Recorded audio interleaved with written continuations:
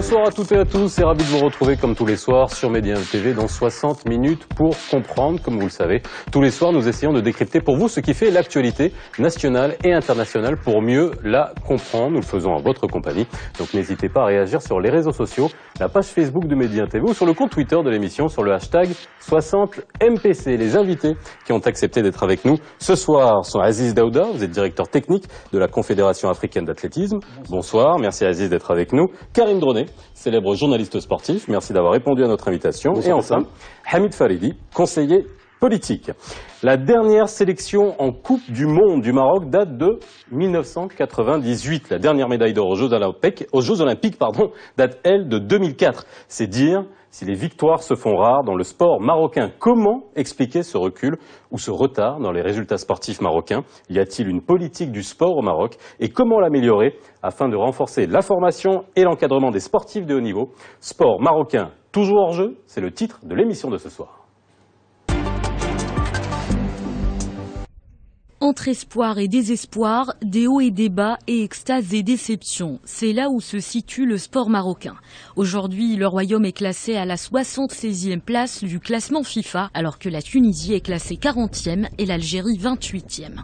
En chiffres, le Maroc a participé 4 fois à la Coupe du Monde en 1970, 1986, 1994 et en 1998. Le Maroc s'est également démarqué dans plusieurs tremplins internationaux pour ce qui est des Jeux Olympiques. Des noms resteront à jamais gravés dans la mémoire marocaine. Hicham El Guerrouj, Khalid Fkah, Moulay Ibrahim Boutayeb, Nawal Moutaoukil et Saïd Aouita. Ils ont remporté la médaille d'or dans des courses de 1500, 5000, 1500 et 400 mètres à Athènes, Barcelone, Séoul et Los Angeles. Depuis le début des années 2000, rares sont les grandes distinctions marocaines, mais en 2015, l'athlétisme marocain a renoué avec le podium. Abdelatel Guider a décroché la 3e place aux 1500 mètres lors des championnats du monde de Pékin 2015. Un autre exploit inattendu a marqué 2015 la victoire du jeune boxeur Mohamed Rabi'i, sacré champion du monde de la catégorie 69 kg. Le karaté national a également retrouvé ses couleurs. Ashraf Houchen a remporté le titre mondial de la catégorie 84 kg lors du championnat du monde de karaté. Des exemples d'événements sportifs qui ont fait le bonheur des Marocains. Les Marocains qui comptent beaucoup sur les Lions de l'Atlas qui vont affronter demain le Gabon-Rwanda. L'ambition du Royaume est claire, remporter le trophée du 4e championnat d'Afrique des Nations.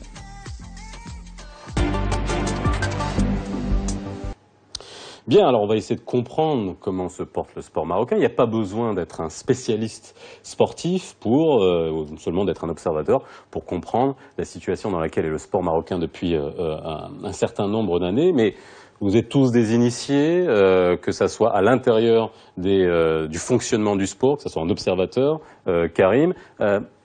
Si je devais faire un petit tour de table en ayant votre diagnostic, je sais que ça peut prendre des heures et des heures, surtout je sais que Hamid Faridi, si je le lance sur le diagnostic, il en a beaucoup à dire, mais synthétiquement, Aziz Daouda, si on devait faire à quelqu'un qui ne connaît pas le Maroc, qui arrive et qui vous dit mais comment se porte le sport au Maroc, qu'est-ce que vous lui diriez? Très bien pour certains aspects, et pas mal pour d'autres, et très mal dans d'autres.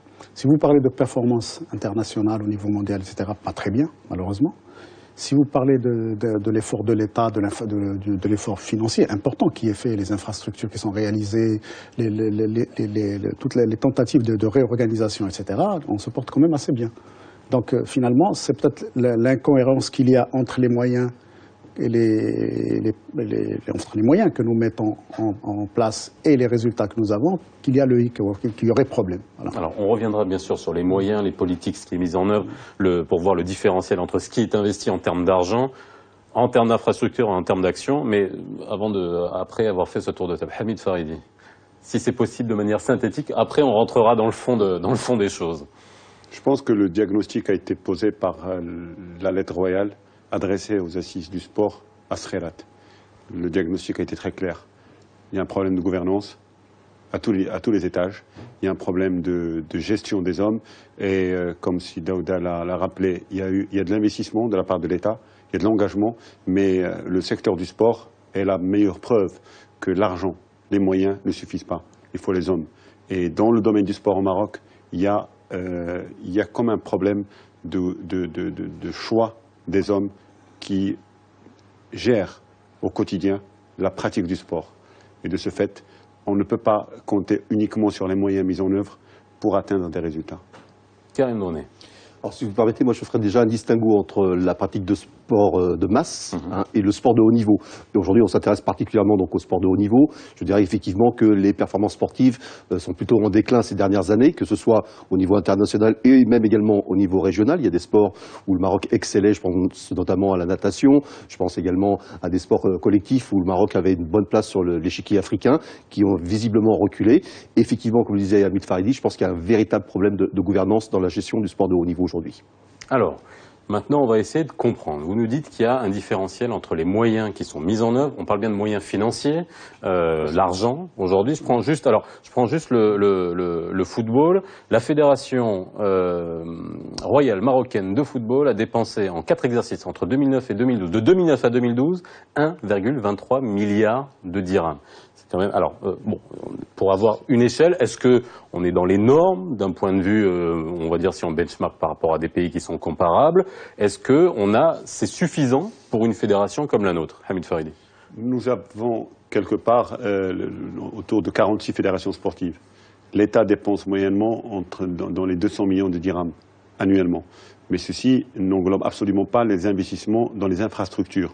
Le Maroc a fait un bond en avant en termes d'infrastructures juste incroyable. On est passé d'un pays où on ne trouvait pas un terrain pour entraîner les équipes à un pays qui demande aux équipes de se déclarer pour demander... non, pas seulement. Qui demandait aux équipes juste de demander le timing adéquat pour équiper les stades en gazon synthétique dernière génération de FIFA ou en gradin ou autre. L'investissement de l'État financièrement et dans les équipements a été au rendez-vous. Et c'est pour cela que je pense quand on dit voilà telle fédération a dépensé tel montant, généralement on est en deçà des vrais chiffres puisqu'il y a les chiffres de la publicité, du sponsoring, il y a les investissements de l'État en termes de subventions et il y a les investissements de l'État en termes d'équipement, parfois allant jusqu'à financer les autocars pour le déplacement des équipes. Voilà. Vas-y, Daouda. Je n'ai pas d'autre chose à ajouter, sauf que toute la problématique, pour moi, elle est philosophique. C'est-à-dire qu'au départ, est-ce que nous sommes tous d'accord, déjà autour de cette table, que nous parlons de la même chose? Quand on parle de sport au Maroc, est-ce qu'un jour on a défini le sport? Or, même la loi qui est censée gérer, réglementer l'activité physique, donc cette partie de l'activité physique qui est le sport, ne définit pas convenablement le concept. Parce qu'il y a des pays... Elle parle d'éducation physique. Voilà, il y a des pays où personne ne contrôle personne ou ne demande à personne d'avoir des performances mondiales, par exemple. Ce n'est pas le cas ici. Ici, ce qui nous est demandé dans la famille sportive, c'est d'avoir des résultats mondiaux.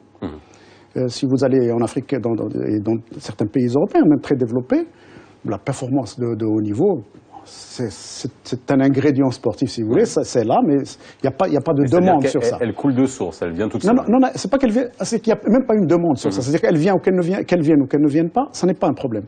Or, ici, on résume toute l'activité sportive, ou toute l'ambiance qu'il y a, se résume à ça. Quand on a un bon résultat sportif, c'est que ça marche. Quand on n'a pas de bon résultat sportif, c'est que ça ne marche pas. Et c'est pas le cas.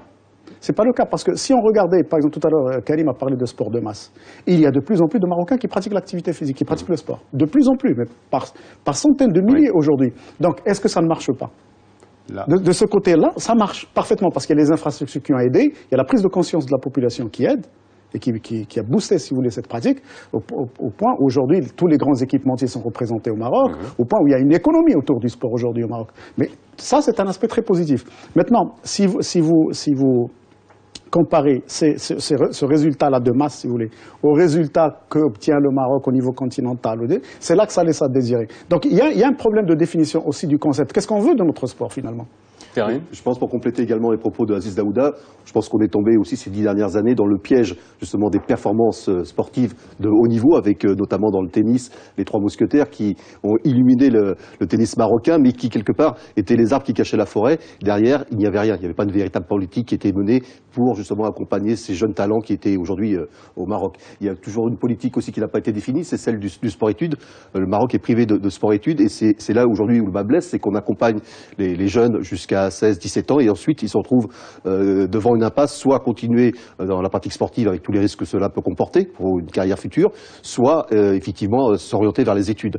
Et c'est là où on devrait accompagner les jeunes dans la pratique sportive avec une véritable politique de sport-études pour le haut niveau. Alors vous êtes d'accord, Hamid, avec ce que vient de dire Azizou Daouda, c'est-à-dire qu'en gros, est-ce qu'on sait ce qu'on veut faire du sport finalement? C'est vrai. Est-ce que parce que la perception que peuvent avoir les gens, qu'on peut tous avoir, c'est parce que là, déjà le foot en premier, bien sûr, forcément, le football en premier, qui n'arrive pas à avoir de performance, ça veut dire que le sport est en panne. Mais en même temps, est-ce qu'on a une vraie politique? Est-ce qu'on a défini ce qu'on voulait des sportifs ou du sport au niveau marocain? Depuis 2012, j'ai eu la chance de rencontrer un petit peu les responsables de toutes les fédérations sportives, de discuter avec eux à bâton rompu, de voir un petit peu le cœur du problème, fédération par fédération, discipline par discipline, sachant que dans certaines fédérations, il y a plusieurs disciplines sportives.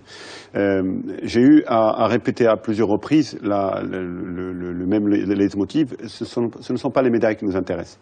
Le Maroc a changé sur ce plan, sur le plan gouvernemental. La demande était surtout pas de parler de médailles, mais de parler d'engagement des fédérations pour le sport et donc, avec une ambition pour le sport. L'ambition, c'était surtout d'élargir la base des pratiquants, d'avoir plus de pratiquants licenciés, plus de qualité de pratiquants, de manière à ce que le résultat sportif puisse couler de source. Parce que quand on va en Espagne, notre voisin immédiat, je ne crois pas qu'en Espagne, l'objectif de la médaille est celui qui cache la forêt. Parce qu'en Espagne, les meilleurs praticiens du sport sont au service de la base, de manière à générer le plus grand nombre de sportifs de qualité, avec des performances présentables, mais les médailles, le reste, viendra tout seul. J'ai entendu cette phrase même de la bouche du vice-président de la Fédération espagnole.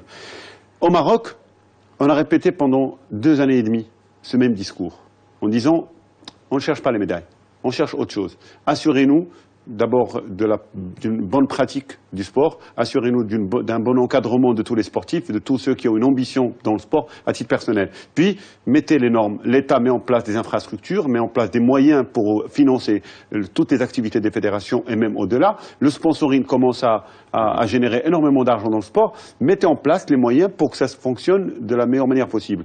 Le problème, c'est que, en écoutant les responsables fédéraux, je me suis rendu compte à plusieurs reprises, ensemble avec les amis fonctionnaires responsables au niveau du ministère, on s'est rendu compte que la phrase qui revient tout le temps, c'est que nous avons déniché un champion. Nous avons des chances de médailles. Nous avons remporté une médaille. Même une médaille obscure quelque part, même un champion à un niveau très régional. Mais les fédérations ont encore... En ski, en Andalousie. Oui, oui, dans il faut le dire. Voilà. Il y a des... même les gens qui viennent avec... responsabilité. Oui. Absolument. Les responsables des fédérations ont du mal à se séparer de ce que Daouda a cité tout à l'heure, c'est-à-dire l'envie de présenter une performance mondiale, sachant que la performance mondiale aujourd'hui est très très difficile. Le Maroc a perdu de très nombreuses années où il aurait pu construire une vraie machine du sport, où il aurait pu construire sur la base des acquis de l'athlétisme justement, pour générer une volonté, une ambition, l'expression d'une ambition au sport dans les autres domaines. C'est-à-dire que le curseur, faut le changer. C'est-à-dire qu'aujourd'hui, il faut plus se focaliser sur le nombre de licenciés que finalement sur le nombre de médailles qu'on peut ramener. Aujourd'hui, en nombre de licenciés sur les différentes fédérations, est-ce qu'on est en accroissement? Vous dites, Aziz, que on voit que les Marocains, ça donne au sport, mais en termes de licenciés, est-ce que ça se traduit clairement le nombre de gens qui ont des cartes d'adhérents à des clubs? Je pense que si le rôle des politiques et de la politique en général est de répondre aux besoins de la population a deux besoins, a des besoins à 2 niveaux. Elle a ce besoin de pratiquer elle-même, mais elle ne se reconnaît dans le sport que quand il y a des réalisations. C'est l'état de fait ici, c'est culturel ici. C'est-à-dire que si le football demain gagne le CHAN, on dira que le football marocain marche très bien. Voilà, tout simplement. Si 2 années après, il ne gagne pas le CHAN, le football marocain ne marche plus très bien. C'est exactement ce qui s'est passé un peu dans le sport national depuis l'indépendance. Maintenant, il y a eu une parenthèse de l'athlétisme, qui pendant pratiquement une vingtaine d'années a eu les réalisations qu'il a eues. Mais Le problème, c'est qu'on n'a pas capitalisé sur cette expérience qui était à 100% marocaine. Donc, avec très peu de moyens, donc avec une intelligence de management, avec une intelligence par rapport à aujourd'hui, bien sûr. Et on n'a pas capitalisé dessus, parce qu'on aurait pu dupliquer pratiquement ce modèle sur pas mal d'autres sports, ne serait-ce que sur les sports individuels, et on aurait eu peut-être plus de réalisation. Donc, finalement, c'est là que la politique intervient. Est-ce que nous avons véritablement une idée claire de ce que nous voulons faire du sport ? Et avec qui? Je dirais avec qui aussi. Bien sûr, avec qui et comment. C'est pour ça que j'ai dit tout à l'heure, il y a eu l'expression de cette volonté politique très forte de dire élargir la base des pratiquants, avoir plus de licenciés. Il est anormal que l'ensemble des licenciés, tous sports confondus au Maroc, ne dépassent pas les licenciés d'une seule discipline sportive en France. Le problème est là. L'ensemble de nos fédérations, de toutes les fédérations sportives ne réunit pas un nombre équivalent aux licenciés d'une seule fédération française, par exemple. Une fédération moyenne. Une fédération très moyenne. Je parlerai même de badminton. Hein. C'est pour donner un. C'est un bon aujourd'hui. sport, le badminton. Pardon? C'est un beau sport, le badminton. C'est très particulier. Ouais. Alors, aujourd'hui, quand le message a été martelé plusieurs fois, nous avons eu une levée de bouclier extraordinaire de la part de quelques fédérations qui, connaissant le mode de fonctionnement aujourd'hui des fédérations, connaissant le mode d'élection ou de production des élites des fédérations, qui sont quelque part toujours les mêmes depuis au moins 20 ans. Certaines fédérations ont le même président depuis plus de 30 ans. Il faut juste qu'on se rende et que on a un beau modèle qui est la FIFA aussi, qui donne cette. Tout à fait. Aujourd'hui, cet exemple. Aujourd'hui, en train de changer. Oui, c'est beau, mais ça a mis du temps. Mais c'est pas forcément un défaut. Oui, on peut développer. Oui, justement, parce qu'on va parler de gouvernance justement des fédérations. Je vais juste finir l'idée. Quand on a un problème de gouvernance, et quand on a un problème de gouvernance à tous les étages juridiques, ça c'est le résultat de 3 ou 4 bureaux d'études qui ont travaillé pendant très longtemps pour produire ce document en réponse ou à l'occasion des assises du sport. Et on parle de gouvernance financière, de gouvernance juridique, de gouvernance technique. Quand on regarde au niveau des fédérations, le travail qui a été fait en 2012 et 2014 a été justement de rappeler aux fédérations l'importance d'une direction technique. Et que les amendements qui ont été faits au niveau des statuts types issus de la loi 3009 ont été de dire aux fédérations, la direction technique doit être une direction avec les pleins pouvoirs pour diriger, justement pour empêcher encore ce massacre qui s'appelle le président élu pour gérer les affaires de la fédération qui intervient sur le plan technique. L'institutionnalisation de la direction technique. Tout cela, on a eu une levée de bouclier terrible. Une levée de bouclier de la part des patrons de fédération et de leur entourage, de la part de la presse sportive, qui joue un rôle terrible dans notre pays. Et je pense que oui, je généralise parce que les exceptions. On en a un membre, qui est connu depuis des années. On va lui laisser la parole à ce niveau-là. Les exceptions confirmant la règle, mais la levée de bouclier a été justement de dire, mais on ne comprend plus ce que veut le ministère, on ne comprend plus ce que veut l'État, ce que veulent les politiques. Quand on dit aux gens, nous voulons une pratique d'un certain niveau, nous voulons un engagement, une ambition. Juste exprimez votre ambition, l'État vous accompagnera sur le plan des infrastructures. Et vous, faites votre travail d'encadrement. Vous savez quel est le résultat de tout cela? C'est qu'on a constaté, on a compris qu'il y avait un besoin profond de changement des élites du sport pour reprendre, renouer avec un esprit, celui que les Marocains, la fierté que les Marocains ont ressentie avec Saïd Aouitana, Moutawkil, Bidouane, etc. Si Daouda le disait tout à l'heure, on a besoin de pratiques, d'élargir la base pour pouvoir espérer une vraie construction d'une fierté nationale qui s'appelle la performance à l'international. Aujourd'hui, on assiste à des fédérations qui essaient de trouver des champions dans des salles en France, en Europe. Et ils essaient de trouver ce champion marocain issu de l'immigration qui a été encadré dans l'école de la République pour venir porter le drapeau marocain. Je pense que plus pathétique que cela, on ne peut pas faire. Karim Donné, vous voyez acquiescer depuis tout à l'heure, puis on va parler de la presse sportive. Je compléterai parce que le problème n'est pas uniquement au niveau des fédérations, il est également au niveau des clubs. Aujourd'hui, on voit que des clubs sont dirigés par des hommes d'affaires, des affairistes qui sont là uniquement pour se faire valoir à travers le sport et gérer donc ce club. Dans ce club, il n'y a plus d'activité. Tous les clubs, il y a pratiquement plus d'activité, à part le bar et le restaurant qui fonctionnent très bien. Sur les cours de tennis, par exemple, il n'y a plus pratiquement d'enfants qui jouent au tennis aujourd'hui. Il n'y a plus d'encadrement. Et donc il faut déjà commencer à la base. Alors, est-ce qu'on peut, juste pour les gens qui nous regardent, comprendre, peut-être c'est une question aussi très basique, mais le rôle de la fédération, finalement, c'est quoi? Peut-être que c'est important de redire à quoi ça sert une fédération. Je donne juste la parole à Aziz Daouda, par exemple, fédération d'athlétisme. À quoi ça sert, enfin, c'est pas à quoi ça sert, mais quel est son rôle de l'instance de gouvernance tout en haut jusqu'en bas, à la personne qui va se dire, je vais courir le 400 mètres. Et là, il faut remonter à l'indépendance du pays, donc à la création des fédérations. Elles ont été conçues comme étant le rassemblement des associations pratiquant une même discipline sportive. Et on en a fait aussi une association. Oui. L'État est venu en disant, bon, vous êtes l'ensemble des associations, donc représentées par une fédération, et dans votre rapport à l'État, vous êtes le responsable de la pratique de cette discipline sur le plan de la compétition, etc., sur le territoire national. Mais pour que vous puissiez bénéficier de l'aide de l'État, donc du soutien de l'État, parce que l'État continuant à considérer l'activité sportive comme un service public, c'est encore aujourd'hui dans la Constitution. Donc, pour bénéficier de l'aide de l'État, vous devez remplir certaines conditions. Et si vous remplissez cette condition, on vous donne une habilitation, on vous habilite. Sauf que ce processus d'habilitation n'a jamais été défini. Et donc, finalement, on est resté dans un flou juridique à aujourd'hui. Pire que ça, on l'a consacré. C'est-à-dire que, en fait, il y avait une loi qui avait essayé de réglementer ça, c'est la loi précédente, celle de 89, enfin de 87 qui a été promulguée en 89. Mais il semblait que c'était dérangeant pour les structures de l'époque. Et donc, beaucoup de gens ont milité pour que certaines dispositions disparaissent carrément de la loi et remplacées par d'autres. La loi que nous avons aujourd'hui parle de la réhabilitation, mais n'en définit pas les contours. Et donc, finalement, on ne sait pas quelle est la relation véritable entre l'État et les fédérations, sinon celle d'être pourvoyeur de fonds. On est, tout en rappelant ce que disait Sifalidi, c'est qu'à un moment donné, on a commencé à exiger des fédérations des programmes qui servaient de contrats, programmes, donc qui étaient contresignés par les ministères, etc., sur la base desquels les fédérations étaient subventionnées. Mais tout cela n'est pas un problème. Le problème est celui de respecter les fondamentaux de la création de la richesse, qui est la richesse sportive, c'est la performance sportive. C'est les valeurs qu'on produit. Pour produire de la performance sportive, il faut respecter certains fondamentaux. Ces fondamentaux sont incontournables.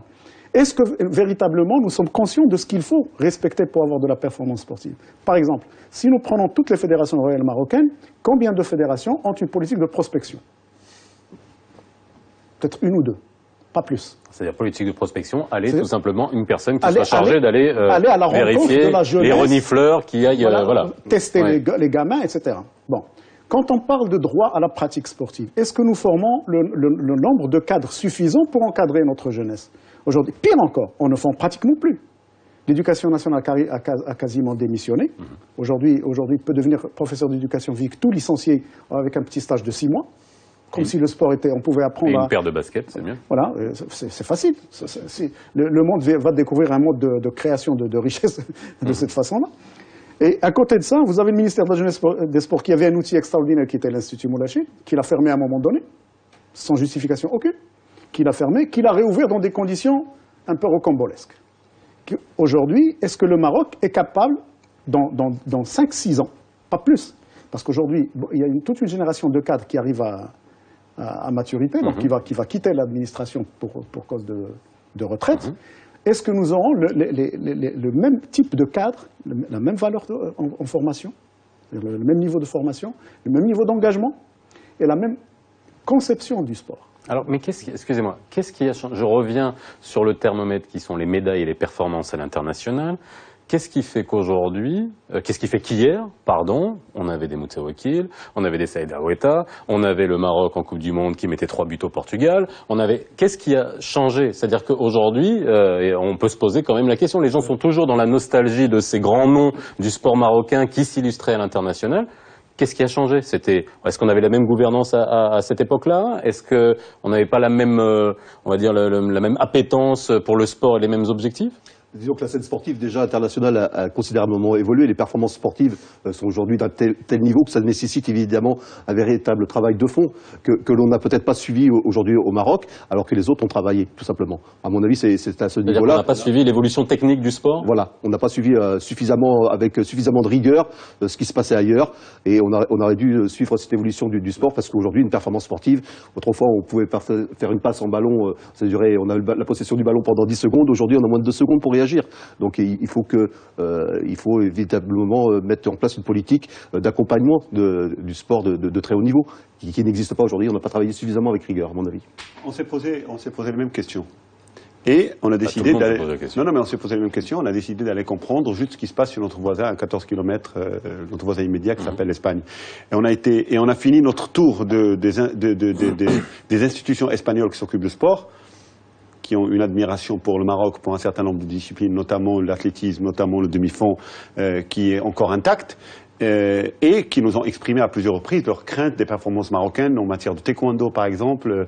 Et l'Espagne, qui est un très grand pays en basket, en volleyball, en taekwondo aujourd'hui, puisqu'ils ont eu les médailles que le Maroc devait avoir en football, j'en parle même pas. Ben, les Espagnols, on a fini notre tour des institutions dans l'académie, dans une académie des sports, et surtout dans un département dédié à la médecine du sport. Juste ce détail. Au Maroc aujourd'hui, on n'a pas encore pu créer une direction ou une académie, ou un centre national de la médecine du sport. Chose que nous avons mis sur la table, nous avons demandé, nous avons formalisé dans différentes demandes, et tout était possible. On le voyait, c'était possible, on allait même passer à l'exécution de la chose. La médecine du sport, ça dépend du ministère de la Jeunesse et des Sports. L'investissement à être fait par le ministère de la Jeunesse et des Sports, et je vous prie de croire qu'il y a aujourd'hui des médecins et des spécialistes qui sont partout, y compris des fonctionnaires du ministère de la Jeunesse et des Sports, qui ne pratiquent pas leur spécialité. Quand on a compris qu'un jeune sportif est accompagné dès 12-13 ans, sur le plan médical, avec un engagement, comme si c'était le seul sportif capable de faire des performances pour l'Espagne, ben on se rend compte que nous avons raté le coche, nous avons raté un train, et nous sommes descendus du train alors qu'il était encore à une vitesse où on pouvait le prendre. On était dans ce train. On a réalisé des performances quand la volonté des hommes, l'engagement de quelques personnes, la foi en le drapeau marocain suffisait. Aujourd'hui, il faut beaucoup plus de technicité, beaucoup plus de courage, beaucoup plus de savoir, de maîtrise. C'est un métier d'expert. En allant sur le terrain, on a compris aujourd'hui qu'il y avait un décrochage terrible entre le pratiquant, le spécialiste, le champion, l'ex-champion, l'expert et le gestionnaire de la fédération. On réalise que la majorité des fédérations sont gérées par des gens qui n'ont jamais pratiqué au niveau le sport dont ils s'occupent.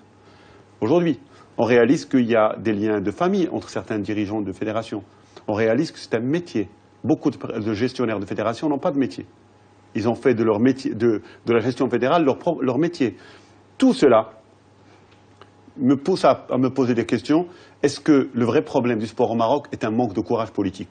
Est-ce que le vrai problème du sport au Maroc, c'est un manque d'engagement des politiques pour dire nous avons des volontés, nous allons confier des réflexions à des experts, nous allons prendre le résultat de ces réflexions et nous allons les mettre en pratique contre et avec tout le monde, avec l'idée de se dire notre objectif c'est d'atteindre tant de pratiquants, tant de licenciés, tant de sportifs de haut niveau, tant d'équipes. Dans un monde juste logique et conséquent et cohérent, on aura des clubs bien structurés, démocratiquement organisés, avec des statuts type loi 3009 au niveau des clubs, des associations qui sont des clubs, et que des élections aient lieu tout le temps de manière régulière pour que les gestionnaires, il y ait un renouvellement des gestionnaires, et puis que la direction technique au niveau des clubs soit sanctuarisée, soit institutionnalisée, soit protégée, de manière qu'elle soit indépendante et qu'elle puisse rendre des comptes. Parce que la reddition des comptes est un titre qui manque énormément dans ce domaine. Bien sûr, on allait y arriver. Dans ce monde du moi, j'ai le seul cohérence. compte à rendre, c'est le temps, la petite pause, et puis on revient juste après, on permettra de rebondir à tout ce que vous avez dit. Parce que je voulais quand même faire le lien entre les clubs et la fédération. On y va tout. De retour sur le plateau de 60 minutes pour comprendre, il nous reste 30 minutes pour essayer de comprendre le sport marocain. Je peux vous dire, c'est du sport, pour essayer de comprendre tout ça, bien sûr, sans mauvais jeu de mots. On s'est quitté en parlant de la reddition des comptes. Alors, il y a une question centrale, alors, au niveau technique, mais aussi au niveau, on peut se poser la question aujourd'hui, on a bien défini le rôle de la fédération, on a bien défini le rôle des clubs, mais aujourd'hui, il y a un ministère de la jeunesse et des sports. Quel est le lien? Qui vérifie que les fédérations, à qui on donne de l'argent, qui va dépenser cet argent? Comment on sait où est-ce que ça a été dépensé? Est-ce que ça a été dépensé à bon escient? On parle bien de reddition des comptes. Aujourd'hui, comment ça fonctionne? Si on revenait à la question précédente, parce qu'il y a une autre explication qui est la mienne, qui peut-être n'engage que moi, c'est que le désengagement de l'État a nui à la pratique sportive nationale. Exemple, par le passé, le ministère de la Jeunesse et des Sports avait ce qu'on appelait les écoles de sport. C'est-à-dire que tu pouvais prendre ton gamin de 8-9 ans, tu l'amenais sur n'importe quelle infrastructure sportive de l'État, donc à titre gratuit, tu trouvais on les appelait les moniteurs de la Jeunesse et des Sports, qui prenaient en charge ton enfant, football, handball, basketball, etc. etc. Et qui était un lieu de mixité sociale incroyable. Les meilleurs de cela, bien évidemment, étaient dirigés vers les clubs, etc. Et donc, c'était ça le cheminement. Des fois, on passait par l'école, et là aussi, il y avait toute une activité qui, aujourd'hui, laisse beaucoup à désirer, qui n'est plus que l'ombre de ce qu'elle a été. Et donc, il y avait aussi ce cheminement. C'est qu'on poussait par l'école, le professeur d'éducation physique qui se trouvait être l'entraîneur du club aussi, ce qui n'est plus le cas aujourd'hui. Très peu d'enseignants d'éducation physique sont engagés dans le mouvement associatif, dans les clubs, etc. Donc, il y avait cela. Ce qui explique les résultats, par exemple, vous avez parlé de résultats d'athlétisme ou de football. C'est l'engagement, encore une fois, de l'État. L'athlétisme a brillé, pourquoi? Parce qu'à un moment donné, il a été décidé de créer une école nationale. Elle a été créée. Et là, on a décidé de la faire sponsoriser, de la parrainer. Elle a été parrainée par l'Office chérifien des phosphates, donc, première entreprise du Maroc de l'époque. Et donc, voilà, il y a eu une volonté de l'État. Et cette volonté a engendré les résultats qu'on a eus. Le football, bon, tout le monde sait comment se passait la décision au niveau du football et comment fonctionnait la fédération de football. Ça a donné des résultats. Les meilleurs résultats ont été donnés par une gestion directe du ministère, qui a géré la fédération de football pendant pratiquement une dizaine d'années. Donc, engagement de l'État. Finalement, on se rend compte que ça fonctionne. C'est-à-dire que le désengagement de l'État s'est fait à un moment peut-être critique et il n'a pas été bien négocié. Et il n'a pas été appuyé également par la participation du privé, du secteur privé, qui aujourd'hui n'est pas suffisamment engagé dans le sport, il n'a pas de démarche citoyenne. Aujourd'hui, avec la loi, celle qui est en vigueur aujourd'hui, tout en ne l'étant pas, parce que c'est une loi, personne ne comprend pourquoi cette loi est là, pourquoi la loi de 89 a été changée. Enfin, les spécialistes ne comprennent pas pourquoi elle a été retouchée de cette façon-là. Mais personne ne comprend aussi que dans une loi, on mette comme dernière disposition que la loi n'est applicable que quand tous les textes d'application seraient promulgués. Et aujourd'hui, elle est appliquée alors que les textes ne sont pas promulgués. Donc, il y a un imbroglio véritablement invraisemblable. Donc, finalement, cette situation de flou ne profite à personne. Et ne profite pas aux fédérations qu'il ne faut pas incriminer. Parce que je ne pense pas qu'il y ait un président de fédération aujourd'hui qui vienne dans une fédération pour la démolir. Je pense que tous viennent avec la volonté et le vouloir réaliser des performances. Mais est-ce qu'ils réussissent ou pas? C'est tout un ensemble. Et c'est pour ça que je vous ai dit tout à l'heure qu'il faut revenir aux fondamentaux de la performance. Il faut revenir, s'asseoir autour d'une table et dire, bon, mais comment on peut obtenir une performance? On obtient une performance en respectant ça, les étapes qu'il faut, les moyens qu'il faut, etc. On a pensé que l'argent allait régler tous les problèmes. Mais alors, est-ce qu'on sait faire? Je vais vous poser une question beaucoup plus abrupte. Est-ce qu'on sait faire? Oui, oui. Non, mais on sait faire. Puisqu'on l'a fait, c'est qu'on sait faire. On l'a fait par le passé. On savait faire, ça veut peut-être pas dire qu'on sait encore faire. On sait faire. Donc on veut pas faire. Aujourd'hui, le Maroc compte suffisamment d'experts dans différentes disciplines sportives pour pouvoir construire quelque chose de défendable et de sérieux. Le véritable, si Daouda pointe du doigt quand même un problème qui est c'est le désengagement au profit de qui? Qui avons-nous formé pour gérer les fédérations, pour gérer? Est-ce que cette forme de gestion démocratique n'a pas nui au sport plus qu'autre chose? Est-ce qu'aujourd'hui, si Daouda, quand il dit il n'y a pas un gestionnaire qui vient dans une fédération pour la démolir, je sais qu'il fait dans le politiquement correct. Je sais que vous êtes sincère, mais tu sais, à force de faire dans le politiquement correct, moi aussi, parfois, je suis sincère.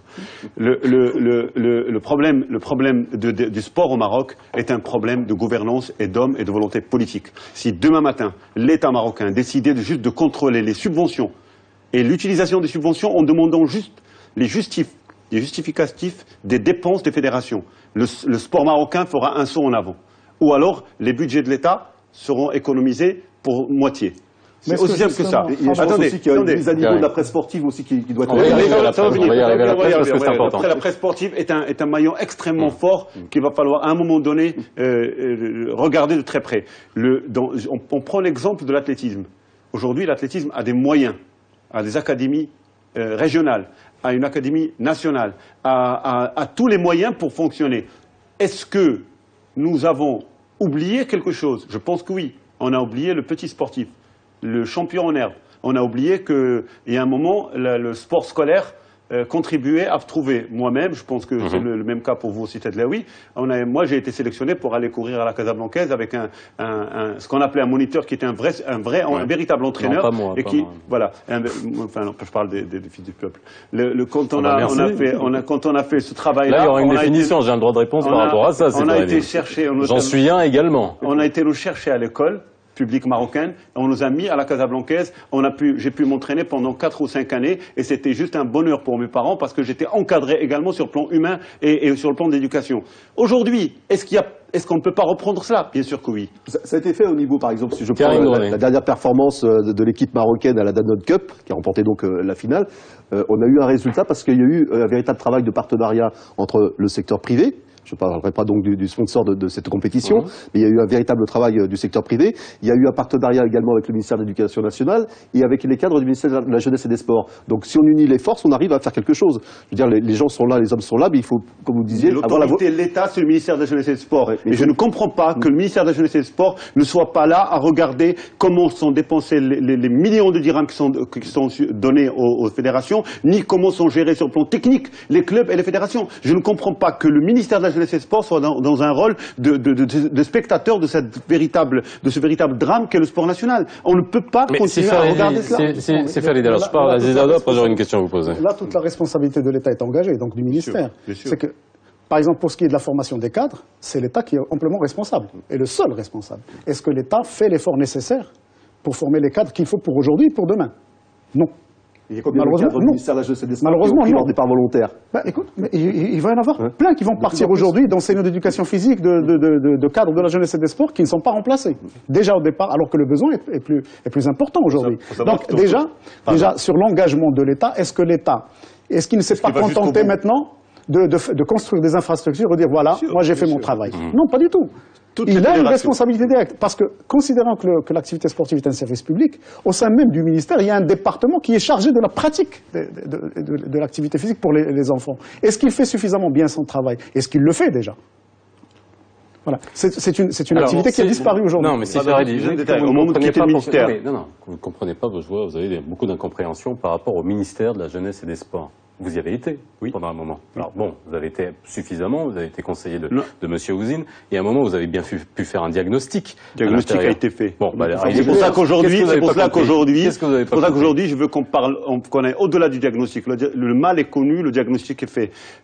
Il y a manifestement, pour notre part, on n'a pas eu suffisamment de temps pour aller jusqu'au bout de la chose. Au crédit de Monsieur Ouzine, la demande de l'élargissement de la base des pratiquants, la demande de l'implication des cadres du ministère dans la fédération. Aujourd'hui, dans toutes les fédérations, il y a un cadre ou plus parfois 2, parfois 3, des fonctionnaires du ministère qui sont dans les fédérations sportives. Est-ce que nous avons fait ce qu'on appelle l'empowerment? Est-ce qu'on leur a donné des attributions qui leur permettent d'agir au cœur même des fédérations sportives? Non.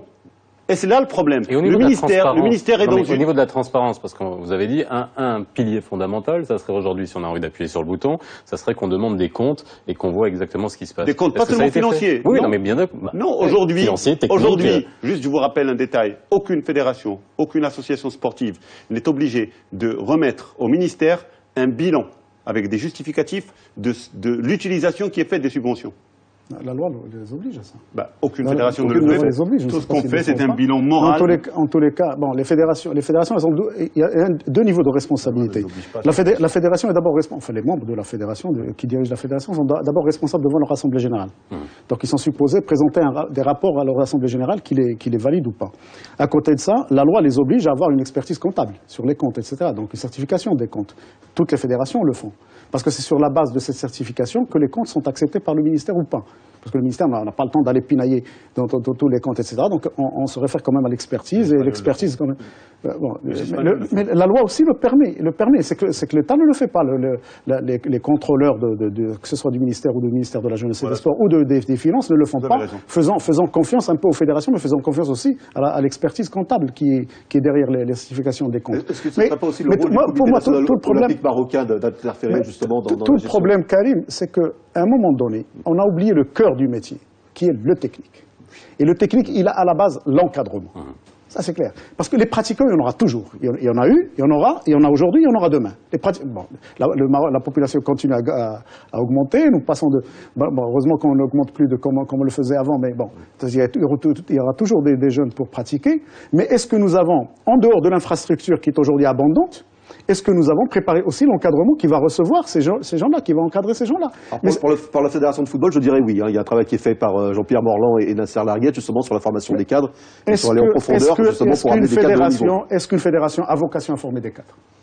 Parce que moi, sincèrement, toutes ces formations de 10-15 jours, j'en doute fort.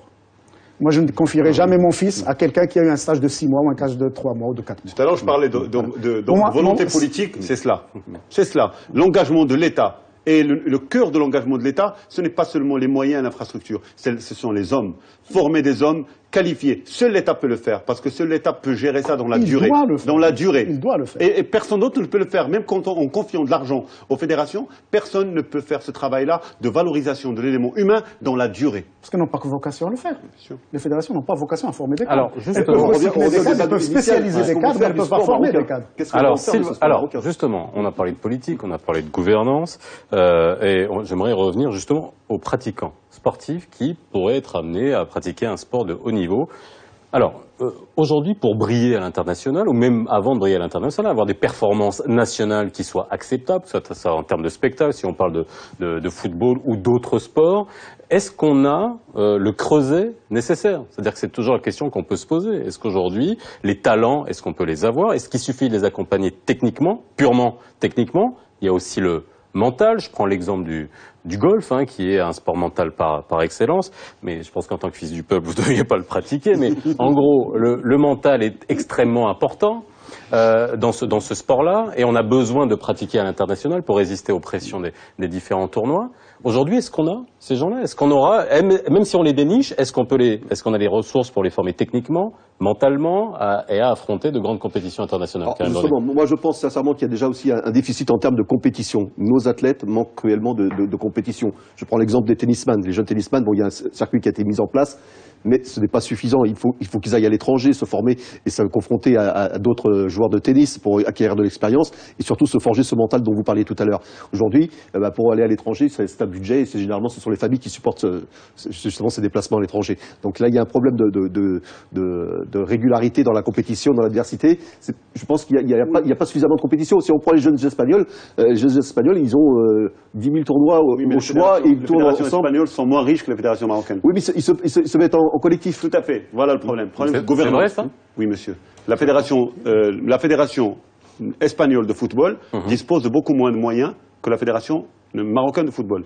Il faut juste se le mettre dans moyens pour l'événementiel.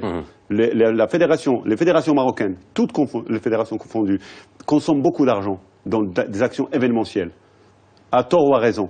C'est-à-dire, et à la fin de l'année, quand vous faites le bilan, vous avez telle manifestation, telle rencontre, tel débat, et au final, vous allez trouver la ligne pour la formation qui est extrêmement réduite. Parfois, on les comprend, mais il n'y a pas de formation, véritablement. Et tout ce qui est encadrement des jeunes talents, parce que c'est quoi, au fait, le sport, au final? C'est comme quand vous prenez un enfant qui apprend à lire et à écrire.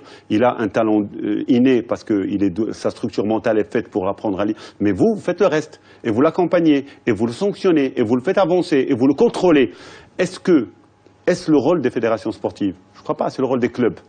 Et la partie club, c'est la grande nébuleuse du sport marocain. Parce que dès qu'on arrive dans les clubs, c'est la gouvernance juridique, il faut y aller. Je ne parle pas de football seulement. Parlons de taekwondo, parlons de karaté, parlons de sports, de gymnastique ou autres, et vous allez réaliser que c'est le président éternel, c'est le club qui a des ambitions toutes réduites, c'est le club et les fédérations qui ne cherchent absolument pas à améliorer, à augmenter le nombre des clubs, à assurer une meilleure répartition géographique, parce que plus de clubs veut dire plus de votants au niveau des assemblées générales, et ça crée un problème. On n'a pas envie de changement à ce niveau-là. Il y a deux façons de procéder pour produire de la valeur en sport. Ou bien vous élargissez la base et vous attendez qu'il y ait des... C'est la loi des nombres. Voilà, la loi des nombres. Et puis parmi cette masse de millions de pratiquants, il y en a 1, 2, 3, 4, 5 qui vont briller, qui vont nécessairement ou pas, parce qu'il y a aussi une probabilité de réussite ou pas. Ou bien, et ça vous faites dans l'extensif, ou bien vous faites dans l'intensif, vous créez des centres de formation. Vous allez dénicher des gamins, vous faites de la prospection, vous ramenez les plus talentueux et vous commencez le travail. Pourquoi? Parce qu'aujourd'hui, pour produire une performance sportive de niveau international, il faut un minimum de 7 à 8 années de pratique. Si vous attendez, c'est le cas dans beaucoup de sports. Et à quel âge il faut dénicher, excusez-moi, à quel âge il faut dénicher ça dépend des activités sportives. En athlétisme, par exemple. En athlétisme, 13-14 ans, c'est 13-14 ans maximum. 13-14 ans, c'est parfait. Et donc, quand vous provoquez le talent, c'est-à-dire quand vous allez à la recherche du talent, c'est comme un raccourci informatique. C'est-à-dire vous gagnez quelque chose comme 3 années de pratique. Pourquoi? Parce qu'on estime que si vous prenez un gamin avec un potentiel, que vous le mettez en préparation, au bout de 7 années, vous avez votre résultat. Si vous laissez faire la masse, vous avez votre résultat au minimum après 10 années. Donc vous perdez 3 années. Mais vous perdez 3 années donc en investissement, en temps, etc. C'est exponentiel tout au long de... Voilà, c'est exponentiel tout au long de la carrière. Donc la meilleure façon, si nous voulions que l'objectif du sport national soit de produire des performances internationales, avoir des centres de formation où il n'y aurait que des enfants talentueux. Voilà, tout simplement. C'est pour ça que tout à l'heure, je vous ai dit combien de fédérations ont un programme de prospection, par exemple. Mais le fait d'attendre, d'être dans l'attentisme, nous donne justement cette impression de dilapidation de moyens parce qu'on dépense de l'argent et on n'a pas de résultat en retour. Oui, mais on dépense de l'argent aussi en allant dans cette direction-là où on cherche juste des gens qui ont du talent, non pas pour les accompagner, pour faire émerger le champion, mais pour aller très vite dans le raccourci pour avoir la médaille. C'est pour cela que très souvent, je me rappellerai toujours de cette fédération qui est venue dans une réunion avec le regard larmoyant du président qui dit « Nous avons frôlé la médaille olympique dans telle discipline où il n'y a pas assez de pratiquants au Maroc. Mais quand on se... Je dirais qu'est-ce qu'on fait aussi après de nos médaillés? Oui, c'est un autre débat. Il n'y a pas de politique d'accompagnement. Mais une fois qu'on a pris conscience que l'élite du sport, les performeurs qui vont faire des performances, donnent envie à la masse de pratiquer du sport. Et que les deux leviers du sport national sont l'élargissement de la base des pratiquants, mais également la prise en charge rapide, efficace, performante de l'élite, des plus talentueux. Ce sont les deux démarches qui permettront au Maroc de briller. C'est là où je dis que les entreprises doivent être plus citoyennes et accompagner davantage les sportifs de haut niveau, comme ça a été fait par exemple en France avec le judo français, avec l'engagement des opérateurs d'électricité et du gaz. L'entreprise est opportuniste par essence et elle a raison de le faire. L'entreprise accompagnera le sportif quand il y aura du talent, quand il y aura du médaillé en potentiel, quand il y aura de la star en perspective. Alors, vous dites qu'il y a un problème de prospection, mais imaginez maintenant que quelqu'un vous ramène, que ce soit un Usain Bolt marocain ou un Messi marocain qui a tout le potentiel. Est-ce qu'il aura... rouge, hein. Non mais oui, mais aujourd'hui, si on vous amène un talent comme ça, est-ce qu'on est sûr qu'il pourra briller à l'international, que ce soit dans l'athlétisme? Est-ce que on doit en avoir dans les tuyaux à un moment donné quelque part? Et si on le trouve, est-ce qu'on a les moyens justement de le faire monter et la volonté? D'abord, vous n'êtes sur nulle part au monde. Parce que oui, j'imagine. La durée, c'est du vivant, la durée de la préparation, je vous ai dit qu'elle est au minimum de 7 années. C'est quand même, il peut se passer beaucoup de choses dans 7 années. Donc c'est pour ça que vous devez là aussi avoir un petit nombre. Ça dépend. Bon. Mais est-ce que le Maroc a aujourd'hui les moyens de le faire? Oui, il a les moyens. Mais est-ce que ces moyens sont réunis de façon à constituer un cadre et un environnement favorable? Pour certaines disciplines, oui. Je dirais qu'en athlétisme, c'est Farid l'a dit tout à l'heure, il y a une académie, il y a l'Institut national, etc. Donc il y a un moyen. C'est-à-dire on peut mettre l'enfant dans le moule et voilà, il peut faire son bonhomme de chemin. Mais dans la quasi-totalité des autres sports, c'est quasiment impossible. Impossible parce qu'il n'y a pas d'infrastructure d'accueil de ce genre d'enfants talentueux.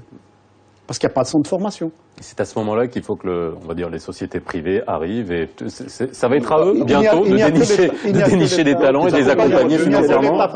Il n'y a que l'État pour faire ça. Il y a l'entreprise privée, qu'elle soit citoyenne, etc. Oui, c'est très bien. Mais on est en train de parler d'un socle fort qui va servir de tremplin pour le sport marocain. Pour cela, il y a la volonté politique. Quand on regarde sur les programmes des partis politiques, aucun parti politique n'a le début d'un semblant d'idée de comment il faudrait à un moment donné questionner les partis politiques. Quelle est votre idée? Comment pensez-vous aider le domaine sportif? Quand une équipe nationale ne marche pas. Absolument. Là, ils sont brillants. Alors que normalement, le socle technique est important parce que les fédérations où il y a des résultats aujourd'hui, je prends la boxe par exemple, on a un bon directeur technique. C'est pour ça qu'on a eu une médaille au championnat du monde. Il y a un véritable travail qui est fait en profondeur. La fédération de boxe, il y a également énormément de moyens qui ont été mis en place par l'État à travers le ministère pour la boxe comme étant un sport national très développé. Quand on remarque que les gestionnaires de la chose politique au Maroc n'ont pas d'idée précise sur ce qu'il faut faire ou sur leur propre programme ou leur propre choix, ils peuvent ne pas être d'accord avec Sidaouda, avec moi, avec Sekarim, mais chaque parti doit pouvoir dire « moi, je vais promouvoir le sport de cette manière ». de cette manière-là, on peut être sûr que quel que soit le gestionnaire qui sera aux commandes du ministère de la Jeunesse et des Sports, il y aura une stratégie à mettre en place. Là, justement, il y a un problème fondamental. Oui. Le sport ne réussit que dans la continuité et à long terme. On ne fait pas des coups. Il faut pas des coups. Or, ce qu'a connu le ministère de la Jeunesse et des Sports depuis une dizaine d'années aujourd'hui, c'est le ministère qui a battu tous les records en nombre de ministres qui soient passés par là. Est-ce qu'on a donné à chacun le temps qu'il faut pour qu'il puisse asseoir quelque chose? Non. Donc chacun est venu avec ses idées, avec son projet, si tu veux, de c'est sport le pour le propre moment. de la gouvernance dans tous les ministères, assurer la continuité par la suite des politiques. C'est pour ça qu'aujourd'hui, est-ce qu'il nous faut une vision comme dans tous les autres compartiments? Aujourd'hui, il y a beaucoup de gens autour du sport qui réclament, si on voulait les écouter, une administration de mission. C'est-à-dire qu'ils soient apolitiques et qui puissent avoir une stratégie, qui soit arrêté par le gouvernement, par l'État ou par qui que ce soit, ou par les intervenants eux-mêmes, avoir une stratégie, des moyens, une continuité et un contrôle à la fin. Je pense exactement le contraire. Bon. Il faut de la volonté politique. Le sport ne C'est comme pourquoi l'agriculture au Maroc a pris le bon chemin avec un plan national, plan Maroc vert, et avec une vision. Il faut une vision politique. On n'a jamais pour le entendu sport. parler de vision pour le sport. Ben voilà, on attend une vision, on attend une stratégie qui soit nationale, qui soit politique, éminemment politique avec un engagement. Pour pouvoir établir une stratégie. Alors, la presse, la presse sportive, Karim Dronet, la presse sportive, de tout à l'heure en début d'émission, elle a une responsabilité, vous l'avez dit, qui est énorme. Dans quel sens? Et voilà, j'aimerais connaître votre perception de la presse sportive et de son rôle justement sur l'inflexion qu'elle peut avoir sur la politique sportive au Maroc. Déjà qu'elle devrait couper le cordon ombilical avec certains présidents de fédération, présidents de clubs. Il faudrait qu'elle soit véritablement indépendante. Suivez son regard. Voilà. Et je pense que c'est déjà une chose très importante parce que cette presse-là, elle ne peut pas critiquer certaines personnes parce qu'elle a quelques accointances avec ces personnes. Donc, effectivement, ils seront quelque part muselés. Et ce n'est pas bon du tout, parce que, comme on disait tout à l'heure, gouvernance et transparence. La transparence, on l'a pas, puisque les malversations qui peuvent être faites au niveau de certaines fédérations n'apparaissent jamais dans la presse, ou n'apparaissent que lorsqu'il y a véritablement un gros scandale, et c'est déjà trop tard. Vous avez du mal à avoir des infos en tant que journaliste sportif, de carrière? C'est difficile. Télévision, presse, radio, est-ce que c'est difficile d'avoir parfois des informations sur telle ou telle fédération? C'est difficile. Les dirigeants des fédérations communiquent très peu. Très peu, ils sont dans leur tour d'ivoire, ils sont difficilement accessibles, ils répondent rarement aux coups de téléphone, rarement aux SMS, et je trouve que c'est effectivement un véritable problème. Hamid Faridi. Je pense que la presse sportive, je l'ai déjà dit il y a un moment, la presse sportive doit se remettre en question dans notre pays. Aujourd'hui, la presse sportive est assimilée à un véritable sponsor de la médiocrité. La presse sportive... Vous allez tous vous faire des amis ce soir. Non, mais je crois qu'on est déjà très amis avec certains organes de presse sportive. Il y a des gens très respectables, de vrais professionnels dans la presse sportive. Malheureusement, ils sont peu nombreux. Et il y a trop d'habitudes, de traditions, de copinage, d'acquaintance, de népotisme entre la presse sportive et les dirigeants du sport marocain. Et je pense qu'on ne peut pas établir une vraie stratégie, une vision pour le sport marocain et aller de l'avant avec une presse qui vous tire dans les flancs à tout bout de champ parce que vous n'êtes pas de l'avis de l'opposition. Il faut que la presse marocaine sportive se remette en question, se ressaisisse, se dénonce, s'autodénonce et dise voilà, nous avons aussi une vision. Le jour où on aura une vision pour la presse, ça agira positivement sur le sport. C'est Aziz. Moi, je pense que déjà, il ne faut pas oublier qu'historiquement, la presse sportive a été le laboratoire de la presse nationale. Et que cette presse a beaucoup contribué dans la liberté d'expression. C'est une presse qui a été très très libre, qui s'est frayé son propre chemin de la liberté. D'ailleurs, pour cela, il faut la saluer. Elle était d'ailleurs leader en Afrique et dans le monde arabe, la presse sportive nationale. Bon, maintenant qu'il y ait certains problèmes, c'est vrai. Mais c'est une presse qui est très agissante. C'est pour ça qu'elle est à la fois nécessaire, mais des fois dangereuse.